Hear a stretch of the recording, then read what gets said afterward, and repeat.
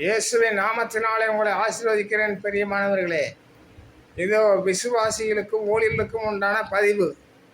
நன்றாக கவனித்துக் கொள்ளுங்கள். எவ்வளவு ஊழியம் செஞ்சாலும், எவ்வளவு பிரதிஷ்டையாக செஞ்சாலும், எவ்வளவு அற்புத அடையாளம் செய்தாலும், விசுவாசிகளுக்குள்ள கடன் வாங்கி கடன் கொடுக்கவில்லை என்றால், மனஸ்தாபம் இருந்தால் அவருடைய ஆத்மா கெட்டு போகும், பரலோகம் செல்ல முடியாது பிரியமானவர்களே. அதனால வேதம் அவர்களை துன்மார்க்கர், திருடர் என்று சொல்லுகிறது. ஒருவருடைய காசை ஏமாத்தினால் அவர்களுக்கு திருடர் 10 கட்டளைகளில் வந்த திருட்டுத்தனம் என்றுதான் பொருள்படும். அதனால் ஒருவர் காசையும் ஏமாற்றக்கூடாது.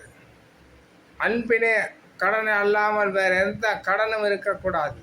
நீங்கள் கொடுக்குறீங்களா, ஒரு 50, 100, 500, 1000 சும்மா கொடுத்துருங்க. அதை திருப்பி கேட்கக்கூடாது. அதுதான் ஏசப்பா சொன்னது. இயேசுவின் நாமத்தில் உங்களை ஆசீர்வதிக்கிறேன். God bless you.